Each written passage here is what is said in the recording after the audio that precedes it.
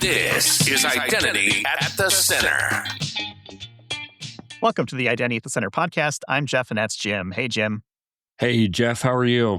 I'm pretty good. Yourself?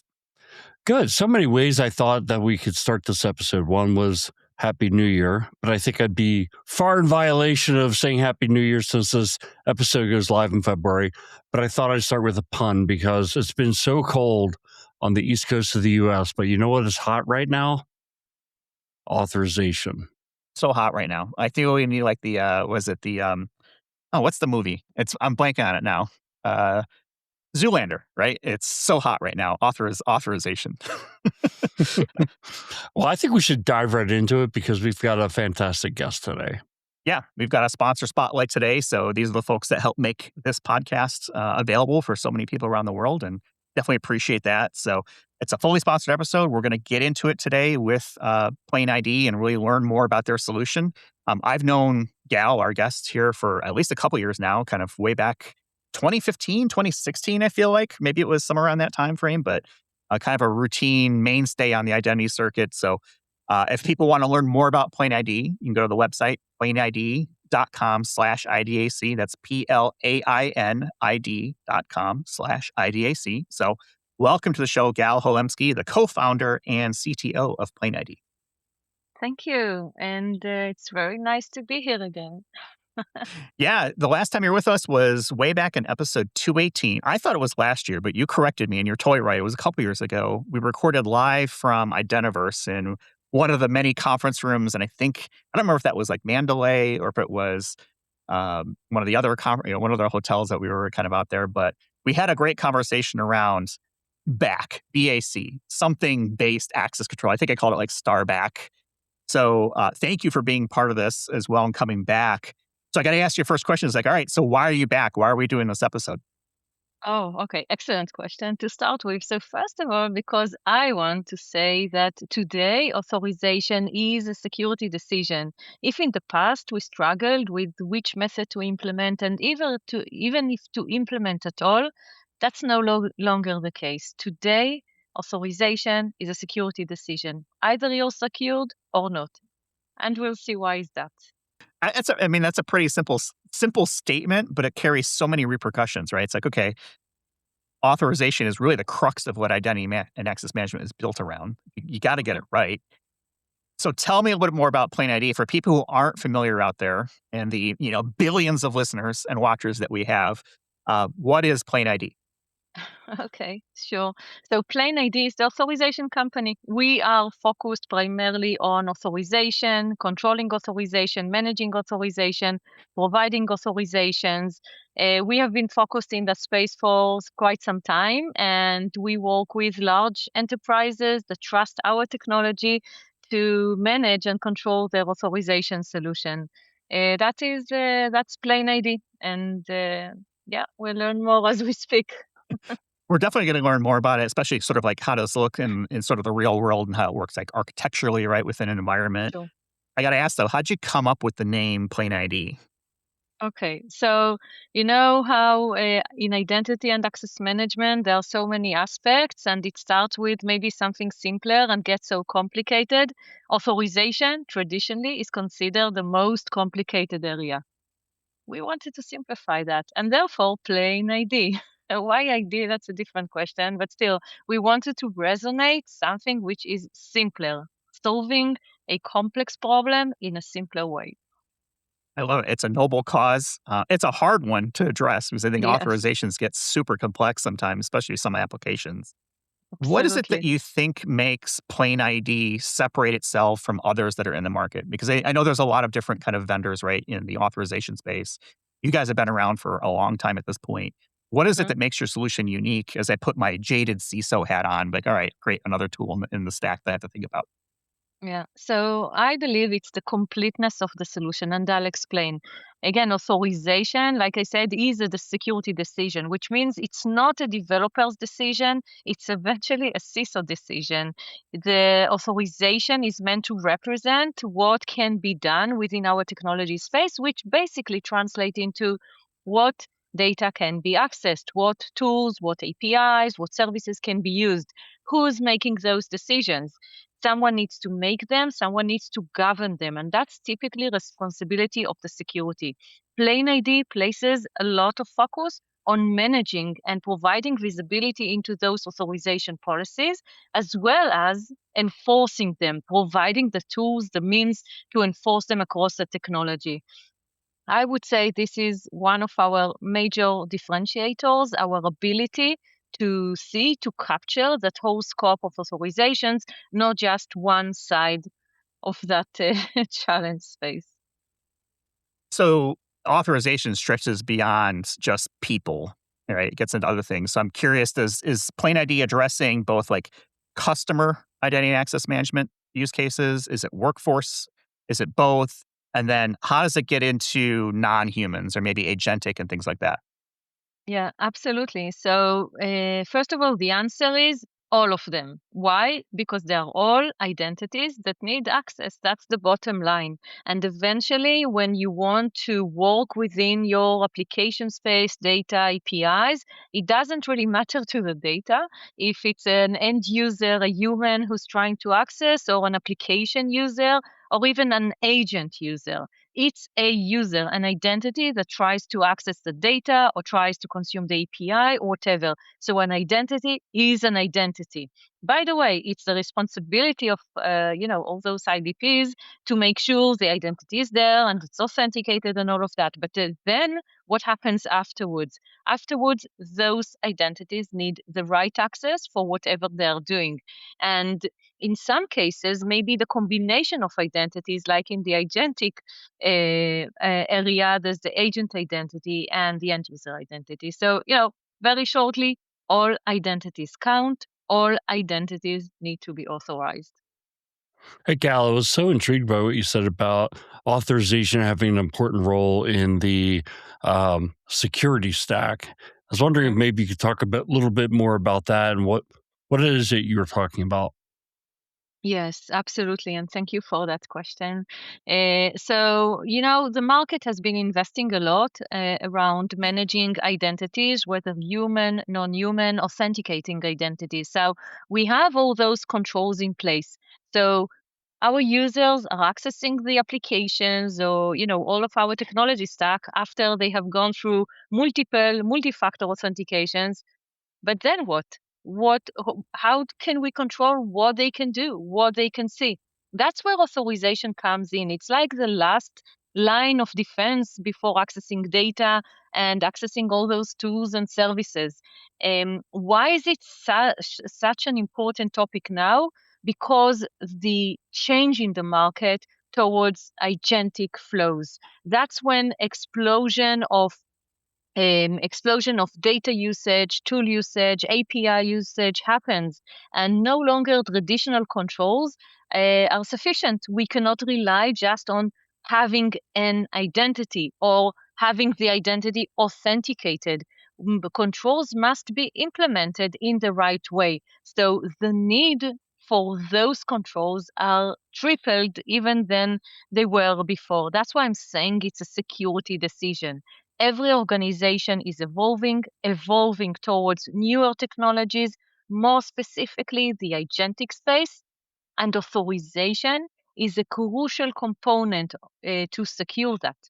So, Gal, you brought up an interesting topic there, just authentication, right? And I realized that maybe we jumped right in because I think this is a topic that, authentication, authorization, people get confounded sometimes or lump them together. And I think you see it even with some of the protocols where like the authorization data will get lumped in with the passing of the token. You got OpenID, you've got OAuth. They're different, but unless you kind of are an expert in those areas, you might get them lumped together. Why is it that you think people, or maybe you could just kind of start with the separation of the two, and then why do people get them lumped together? Yes, absolutely. So first of all, they should be lumped together because it's a continuous process. Basically, authentication, right, defines who you are, but then authorization comes and says, what can you do?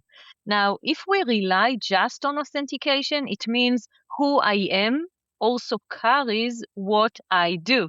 So I'm walking around with a bag of privileges, which basically beats the purpose, right? We are now talking about zero standing privileges, which means who I am is just who I am. It doesn't mean what I can do. As I walk through in the application, as I try to access data, as I try to consume services, that's when I need to determine if that is approved for me in the context which I'm working in, right? So there must be a very distinct separation between authentication, who you are, and then the continuous process of authorization. What can you do? But what can you do in a specific context which you're currently operating? It cannot be predefined, cannot be predetermined. Hope it makes sense. Yeah, perfect, perfect. Thank you. And Jeff and I often say, and not just because you're here, right, is that authorization's having its day in the sun. You see the Authn working group, part of the OpenID Foundation. You see just so many more authorization vendors and focus at the identity conferences. I see you guys are still the lead in terms of kind of like pushing this boundary. But I guess my question is, why is it that it's so hot right now? And I say that because you guys have been around for decades, right? I mean, we didn't really get into what year you founded the company, but I feel like you guys have been around for most of my 20 years in the space. And why is it that right now it's getting this special attention? Yeah. Well, first of all, maybe not decades, but we do like to speak a lot, so we make a lot of noise. But thank you. I think the reason for the importance of now, why now is the moment, it's because the shift in technology. Authorization has always been the challenging part of identity and access management. And when it comes to traditional technology, it's complex. But when we are starting to look at a newer technology, APIs, microservices, and now the agentic space, that when it becomes easier to implement more advanced controls. So that's the reason it's a hot topic now. Additionally, as the technology progress, as we see, again, I'm back to AI agents all the time because that's the hot topic now. Yes. So as we see AI agent operates, what does it mean from technology perspective? It means a whole lot of little steps that are combined together to make something happen. And that means each and every one of those small steps in the process need to be authorized, not just authenticated, but needs to be authorized. And static standing permissions cannot address that. That's why the need for a true authorization system, dynamic, context aware, is very, very much relevant for this time, which we are in.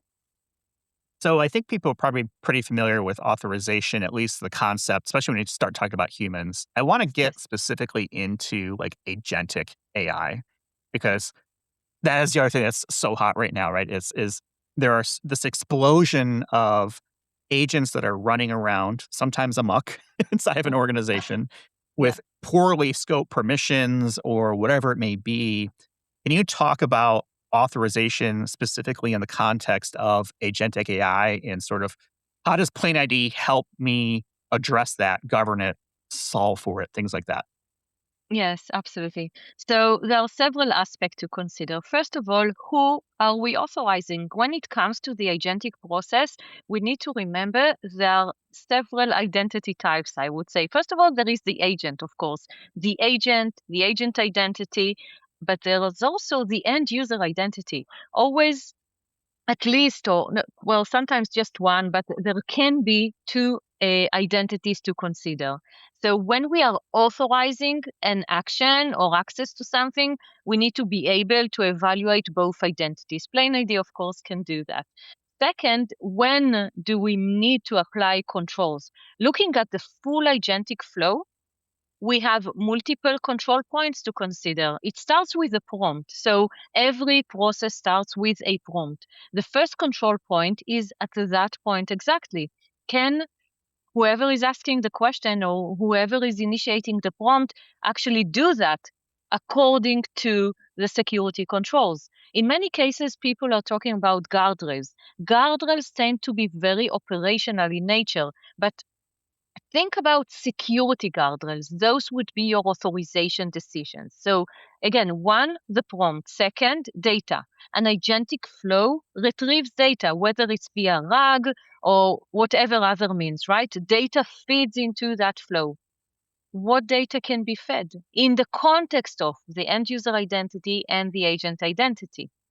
Then, based on the question, the prompt, and the data, a process is generated. The LLM is digesting all of that, and then the LLM might reach out to tools. You've probably heard of MCP, the standard for utilizing tools in the agentic space. So again, the question is, can the agent at this point of time use those set of tools, or which tools they can use? So we want to put some controls on tools as well. And the last part of that is the response. A response is being generated. Maybe some of that response can expose data it shouldn't. So we want to consider masking the response. PlainID today has the capability to control what questions can be asked, filter out the data which is fed into the process, control the usage of MCP tools, and mask the response that is sent back to the user. So end-to-end control throughout the agentic flow. And that's part of what an advanced authorization solution needs to do. Cannot be done by just static permissions, needs to be governed by policies.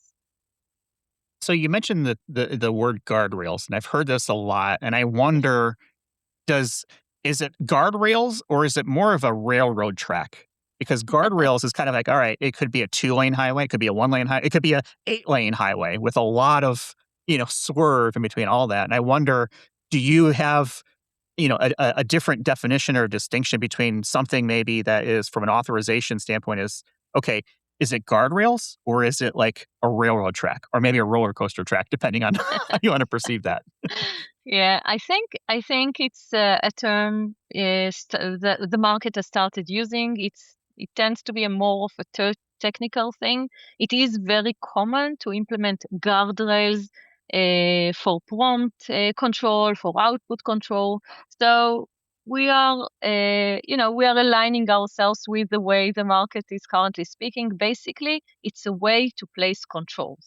So controls are placed in the form of guardrails, and they can be placed on the process, throughout the process, input, output, data, and tools. But I agree with the the picture you draw. Absolutely. Well, I think, when you have guardrails, especially when we're talking about agentic and generative AI, you almost need some leeway, right? Otherwise, you kind of lose the benefits of having something that's generating that. So I just kind of brought it up because I was like, okay, well, I can see some people thinking out there is like, okay, well, should an authorization be like a single track? Well, you can only do this one thing. But I guess my next question is there a right way to provide agentic authorization? Because you talked about, the question is, can the person who is invoking the agent do the thing that you're asking it to do? So if I write an agent, does the agent mirror my permissions? Should it have its own set of permissions? What happens if the agent creates its own agent? And now you've got like this domino effect of agents creating agents. How do you track permissions throughout that? And is there a right way in your mind of kind of how to control that? Yeah. So, I think you asked me just, 4 or 5 questions, but I'll try to answer. I'm great at that. Yeah, absolutely. Okay, so first of all, you need to consider all identities involved in the context of the operation. So if there is an end user identity and an agent identity that is currently doing whatever operation, in the decisioning process, both should be considered. You can't consider just one of them. Yes, an agent identity has authorizations tied to it. Yes, an end user identity has different set of authorization tied to it. You need to consider that they both have more than just what is needed for that specific operation. And you know what? That leads me to what is the right method to control it all and to manage it all. You know how the IAM market likes to create new acronyms every year? So we have a new one. It's called intent-based access control. No, truly, this is an important one to remember. Eventually, to do the right authorization in process, you need to understand intent. And that means there is a specific agent designed for a specific purpose. Now, there might be a human who's using that agent or another agent who's initiating that agent. That's part of the intent. The second part is, what are they trying to do? And then the last part is, why are they doing that now? So in order to truly enforce zero standing privileges, truly enforce security controls in the agentic flow, you need to consider all of those aspects. You need and to understand the intent of the operation and enforce accordingly. So, Gal, I want to come back to intent-based access control because I think it's a fascinating topic, but I want to key on something you said to Jeff's question. So first, kind of the basis of my thought is a year ago, we were talking about IAM for AI, and essentially what it boiled down to was like authentication to your AI. And I was like, that's not very exciting. But what you just said there was like, I was like, that's the hard part. I mean, that is the really hard part, where you start talking about controlling what questions people can ask. And maybe this kind of blurs into the intent, but I figured the way I'd ask the question is this, is because you talked about addressing it with policy. And I'm wondering, as you talk about this solution with customers or potential customers, are they presenting the same use cases? Are you seeing the same use cases, or are people, each client giving you kind of a different set of use cases that, hey, they need to solve, and policy solves that? Yeah. So really excellent question. First of all, I want to say this is across the board. Every customer I'm speaking with, same challenges. They all want to adopt agents. They want to enable their organization to adopt agents, but then they need to do that in a secured way, and they need a way to govern all those agents. I would even say many consider agent as a new type of employees. Remember how, I don't know how many years ago, we had to take care of our human employees, and IAM struggled around that, and we built a lot of technologies to solve that. And the thing about human employees, they do follow some, pre-built controls, right? If we see a locked room, we are part of an organization, we wouldn't just walk in there. That's not the case with agents. That's really important to understand. Agents are your new type of employees, but they're very excited. They are like junior, excited employees that are meant to please. They are designed to provide you with a solution. They will do whatever they can, whatever is available to them, they would utilize in order to provide a solution. And that means if they have more privileges they should use, they can access more data than they should use, they would do that. And that would lead to either misuse of capabilities or data exposure eventually. That would be the reality. So that's why you need to treat those AI agents as a new type of employees and apply controls on top of them, but also understand that your traditional solutions are not sufficient. You need to apply the right controls here.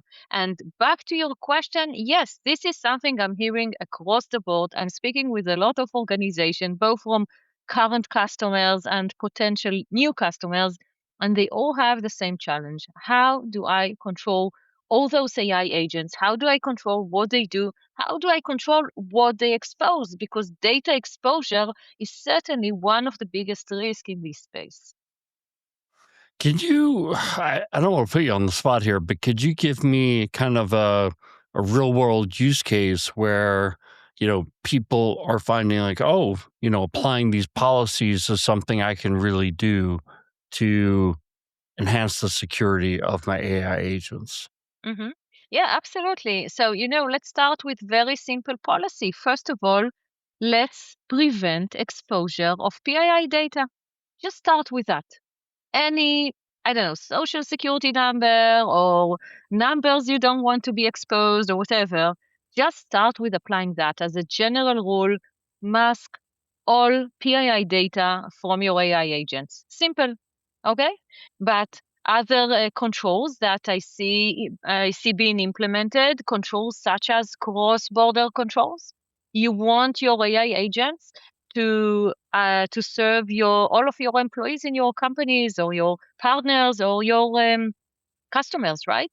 But you want to restrict access to data from different locations. Again, cross-border control, this is one of the top compliance requirements in many organizations. There's so much relevant here as well, because the same data exposure that you could have gotten with previous technologies without agentic are still very much relevant here. If you have like, I don't know, MNPI data, again, exposure of data, don't expose data. Take your most critical compliance policies, apply them at the beginning of your agentic journey. So you mentioned the intent based access control. hmm I mean, it kind of sounded a little bit like it could be what you're talking about now, or that it could be something different. Which is it? Yeah. So I think intent eventually is a way to achieve that target. It's a way to achieve zero standing privileges. So I spoke before about zero standing privileges. It basically means you enter the operation with nothing, and then at each step, it is determined what you can do. Right? That's zero standing privileges. How do you apply true standing privileges with intent-based access control, which is basically a nice name of saying consider everything when you give an access permission or reject that access permission, which means consider the identity, both end user identity, agent identity, consider what they're trying to do, what they're trying to access, why are they doing that now in this context. That's intent-based access control. So achieving zero standing privileges with intent-based access control. Yeah, and it feels like everybody is trying to achieve zero standing privileges, right? Yes. Because when you have standing privileges, if accounts get compromised, it could be very destructive in your environment. My concern with zero standing privileges has always been how scalable is it? Do you just kind of go after zero standing privileges for your key applications, maybe for your most critical apps or your most critical accounts within those apps? hmm What do you have to say about that? Yeah, I think that's a very true question. Every organization considers because, I mean, you wouldn't want to change everything. So yes, prioritize what you want to start with, and then implement accordingly. That's why new technologies are a good place to start. I mean, we know we have done in the past bad implementations. We didn't implement the sufficient controls where they needed to be, right? But now we have a chance with new technologies to do that right. So consider implementing as part of the development process, as part of the adoption of new technologies, meaning agentic AI, deploy that with the right controls in place. Don't do the mistakes, don't repeat the mistakes we have been doing over and over and over again, which means let's deploy our agentic AI and then let's go back to security and figure out how to fix it. No, let's not do that. We know what we need to do. We have the market has a lot of experience. We know we need authentication. We know we need authorization. Going back to it is a security decision. Let's make those decisions now and start from scratch the right way. Yeah, I think you made a great point there. So if I was to put it into my own words, it would essentially be you might the scalability part really, or it's the effort to go and do it for everything you've done the wrong way, and not because we're dumb or anything, but sometimes the technology wasn't there. Look, it's evolving quickly, and we all are under. But if we get that infrastructure, if we get it right now, and build it in, bake it in as part of the deployment process and our standard security footprint, at least we'll get it right going forward. So um, I think that's a great way to look at it. The other conversation that often kind of accompanies zero standing privileges is around continuous identity, continuous authentication. I wanted to get your thoughts on that. Yeah. So I think the way I see that and the way the market typically speaks about that, continuous authentication, continuous identity represents the process, the identity, any identity goes through in its digital journey, which means it always starts with a defined identity, authentication, and then authorization, right? That's continuous because it doesn't end with authentication. It's not sufficient to know who you are. Also need to know what can you do. Can you see this piece of data? Can you access that tool or API? Right? Those are questions being asked throughout the process. And that's what makes the process continuous. It starts with authentication, it proceeds with authorization, and that's eventually what makes the full process secured. I'd like to take this from theory to reality. What does it look like when I set up PlainID in my environment? Like, what does this look like Mhm, architecturally? Is this an app that I run? Is it SaaS? Is it something mhm. on-prem? How does this connect to my other stuff? Like, let's start with, okay, you've got me hooked, Gal. Let's try this out. Like, what's next? Well, first of all, happy to speak with you. Next step, we are a full SaaS solution. We do have hybrid components.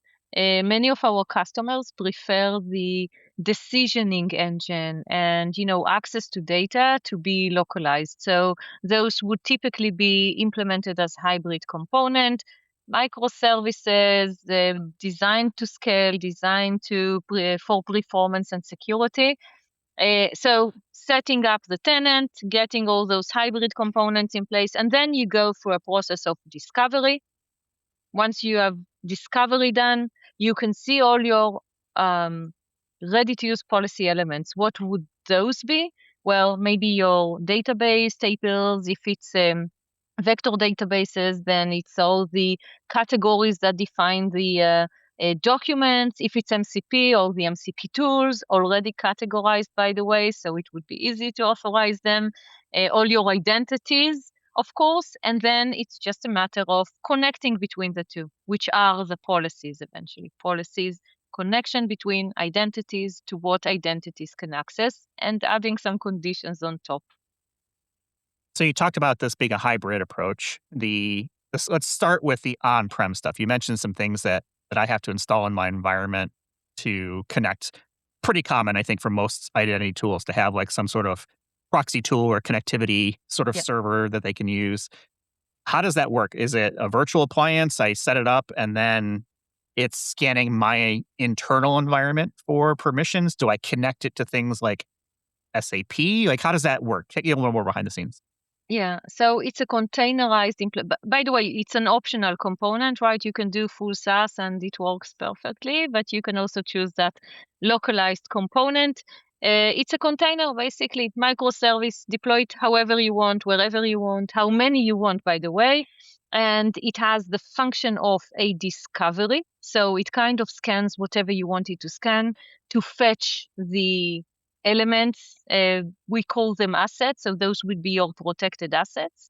Feeds them into the policy platform, and then it supports enforcement and enforces data. That would typically, and again, this is a bit of a technical jargon, so excuse me, but it includes a PDP, policy decision point, PIP, policy information point. That's the component that connects to the data sources, and the enforcement components. We call them, again, in the regular jargon, PEP, Policy Enforcement Point, but we like to call them authorizers. And those are components per technology. So for API gateways, the sidecar for your service mesh, whatever library for your development platform, and so on. We have many of those available. So how does this work from like a real-time scanning for, setup, right? Permissions change all the time. Are you detecting changes of permissions within applications and then pulling those into PlainID and then the PDP or PEP, and now you're speaking language, right? Policy-based access control, right? Those different terms. Yeah. We've got a technical audience, right? They're probably following along. But how do you stay on top of things that might be changing in environment? Is this scanning at real time, or is it like once a day, once a week, or is it like on demand? It's it's on request actually. So we have the PIP component I mentioned before. It has the ability to connect to data sources. So let's say it connects to your IGA platform, or maybe to your HR repository, or maybe to certification system, or to all of the above, right? It pulls data in real time at the time of access. So let's say you're trying to access an application or database or whatever, right? So we can see that now you are defined as an employee in this department and, in this region, and make the decision accordingly. So it's true real-time decisioning process according to a set of attributes which are out there. We are not replicating any data, only for caching purposes, but that's on the technical discussion. So we are just pulling data when the data is needed to make the decision. So if I think about this from like a UML diagram, right, with things bouncing back and forth, I'm doing the authentication against my IDP, and hmm then I pull it back, and it's like, okay, now where does the policy-based authorization component come in? Is it hmm as soon as I try to authenticate, or is it when I try to reach a specific application? How does that hmm chain of events occur? Okay, so there are multiple patterns to follow. The first pattern, I'll try to quickly review some of them. So the first pattern is, yes, during authentication process. So when the IDP creates the authentication token, it is possible to reach out to the policy decision point to get a list of authorization values, like claim keys, claim values, and so on. This would be enriching the token. That is typically called a token enrichment pattern, and it is part of login time authorization. So one pattern. Second pattern would be at your, let's say, API gateway. So whenever there is a transaction through the API gateway, the transaction is being evaluated against the policy with the addition of attributes as much as needed, and then the transaction is either allowed to proceed or blocked. Another pattern would be an application trying to access a database. So the application sends a query. Let's say it sends select all from table, no boundaries at all, no controls. We capture that and we add those controls according to the policy. So select all from table, but where location equals user location or whatever, you see? That's an example. Dynamic authorization can be positioned in all of those different locations, and there are other patterns as well. Didn't mention all of them, but we start with very coarse-grained at login time to be governed by policy, to provide decisions dynamically, and we go all the way to very fine-grained at the data level, so row level, filtering, and column masking. I was reading your body language there, Gal, when Jeff was asking that question. You're like, "Oh, you want to go deep," and it was a great question. I'm sitting here enjoying the whole thing.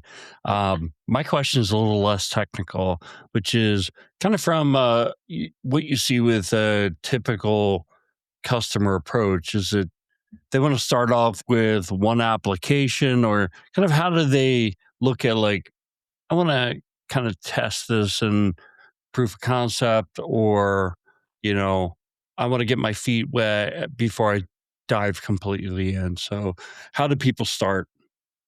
Yes. So yes, typically with one application, maybe two, but you want to start, small because you want to see value as quick as possible. Let's say you want to start with an API use case. So just get your Swagger file, open a API spec, whatever, send it over. It automatically maps to the policy elements and start enforcing policies. This is, by the way, with no change of code. It's so simple to implement. And there you go. You have your fine-grained controls at the business logic level, not just at the API level. Let's say you want to do the same with the data controls. So it's a matter of discovering data structure, feeding that into the policy, what we call policy building blocks, and start building your policies. Obviously, some implementation processes are more complex than others. No magic in technology. I wish there were, but no, that's not the case. But we are trying to make it as simple as possible. So back to our company name, PlainID, we are trying to make authorization as simple as possible so they will truly be implemented where they needed to be. So can PlainID replace or centralize authorizations? Similar to how a lot of organizations might use like Active Directory groups, right, as how they authenticate or sorry, authorize into applications. Yeah. Can PlainID act as that role, or is it more on the policy side and relies on authorizations existing within an app?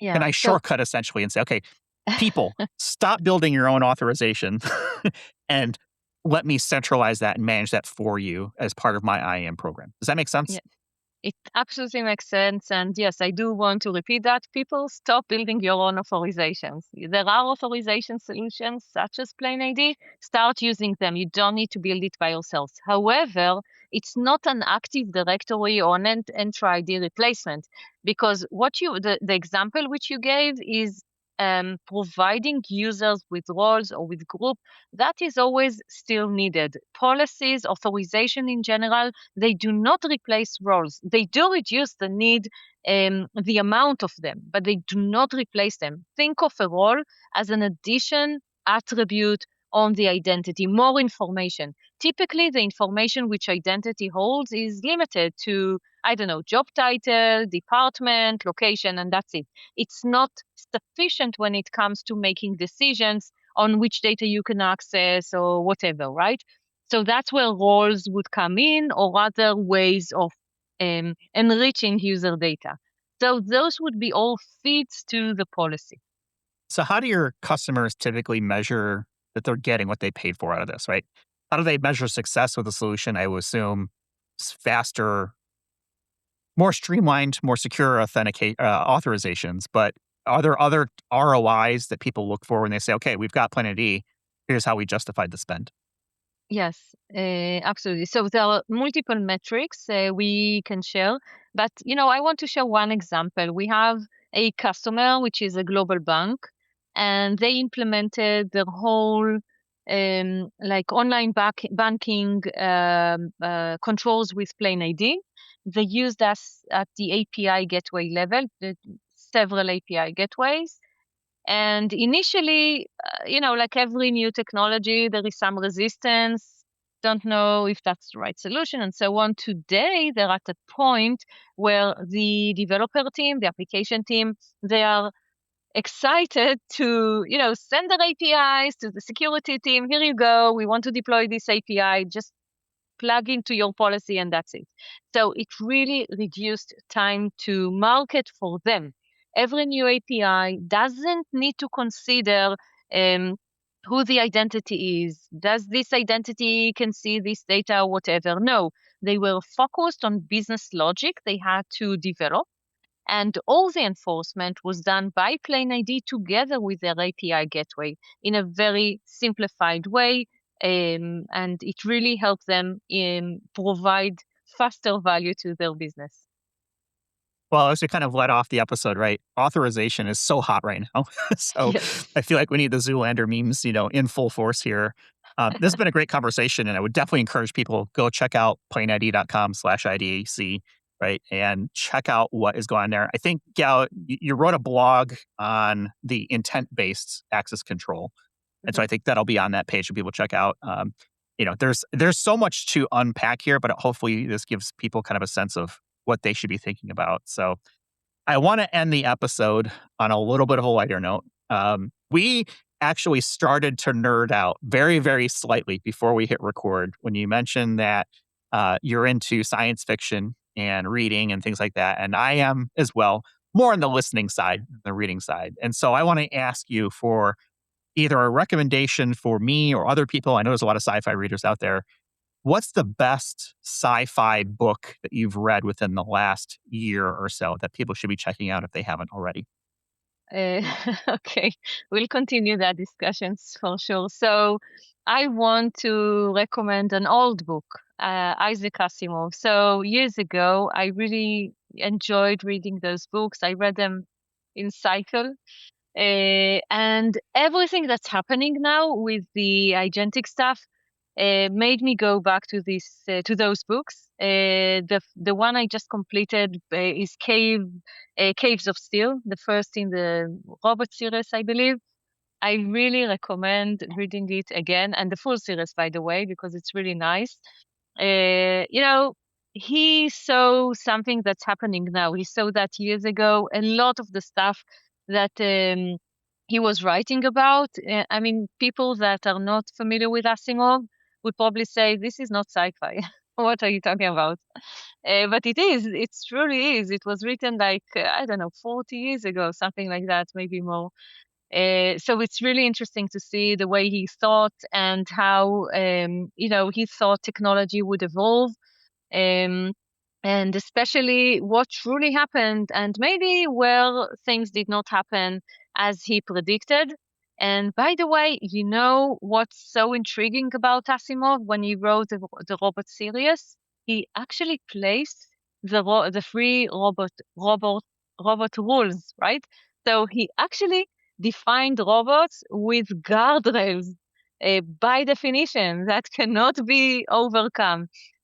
Obviously, as it evolved, another rule was added, but still, it's really nice to go back to those books. So you mentioned Asimov, and I feel like anything can be science fiction if you put your mind to it. Yes. But Yes. the Foundation series is one that I've always enjoyed, and now Apple TV has a series on it, which I think is great. I'm not sure if you've checked that out yet, but Foundation is definitely a good one too. Have you ever read the Bobiverse series of books? Um, Not sure. Okay. So this is one of my favorite series, I think, of all time in science fiction. And it kind of follows the story of essentially an agentic AI and space exploration and humanity and all kinds of stuff. So if you like that sort of thing, I'm going to recommend the Bobverse. Shout out to my friend Espen. I know he's read it as well. And I think there's like six books in the series. And it's really kind of a really cool, I don't know, interesting approach. I just really like it. I know I've talked about it before on the show and other episodes, but Bobiverse, Bobiverse, Bobiverse are the ones that I would check out. Mhm. Jim, how into sci-fi are you? Because I feel like you're not so much into the sci-fi side of things. Not really. I feel like I feel like I live in sci-fi, or that, in the next few years, with everything that's happening with AI, how quickly it's going, moving toward AGI, um, everything that's happening with robots and self-driving cars. Think about it. I mean, we're of the generation where we grew up and we actually would watch black and white TV sometimes, or we had color TV, but most people didn't have like color TVs in every room with a flat screen. And, you know, so I already kind of feel like we're living a sci-fi a little bit. Now, I do want to send a shout out to one thing. So it's not a book that I've been reading, but are you guys familiar with simulation theory? That the fact that we might be living in a simulation. Yeah, exactly. I mean, that makes me wonder, like, okay, well, things can't be that bad if we're just living in a simulation. Well, I mean, it depends on simulation. The entire story of the Matrix is essentially about living in a simulation. And Yeah. if you Well, follow the Matrix closely, which I do, right? There were many versions of the Matrix. The first was, ideally a utopia and everyone was supposed to get along, and the human mind rejected it. So they went yeah. the other way. So who knows? Are we? Well, I don't know. I went out for a walk last night, and there's somebody who has like a bunch of Jeeps and stuff, and they have all these Star Wars stickers, and one says Sith Security. I'm like, I know that's Star Wars, but I have no idea what it is. And I kind of thought at the time it might come up in the podcast today. So I just wanted to let you know, like, I'm not into sci-fi. I've never seen a Harry Potter movie. I've never seen any of those things. Well, first Star Wars of all, or anything. only a Sith deals in absolutes. So that's your first mistake right there. But shout out to that bumper sticker. I think that's a great one. I'm getting the sense, Jim, that like us recording this podcast virtually is about as sci-fi as you get. Is that fair? I mean, that's pretty sci-fi, right? I mean, could you imagine having done that when you were like a kid? We used to like record into tapes and splice it, or you'd sit there and you'd listen to the radio station and hit record when a new song was coming on. If it was one that you wanted, you'd keep recording. If it wasn't, you'd rewind and try to get right to the point on the tape. I mean, think about that to where we are today. I mean, yeah, we're living in sci-fi. Jim, you're an old man. You're talking about black and white TVs. You're talking about making mixtapes on the stereo. Gal, I don't even know where to take like the rest of this conversation. Any comment from you, Gal, before we close out? No, it was an excellent discussion, and happy to catch up on that sci-fi book recommendation. Next time we'll meet. But thank you for hosting me in this episode. Absolutely enjoyable. Well, we appreciate Thanks, it. Yeah, thank you so much for sponsoring, and definitely get out on the website, show support for PlainID, who's showing support for us here. PlainID.com/IDAC. We'll have links in our show notes for that, as well as, Gal, to your LinkedIn profile, so people can reach out either with sci-fi book recommendations or questions around anything BAC or maybe even AC, access control at this point. Certainly appreciate it. So for that, we'll go ahead and leave it for this week. Thanks, everyone, for watching or listening. You can find us on the web, idacpodcast.com, and we'll talk with you all in the next one.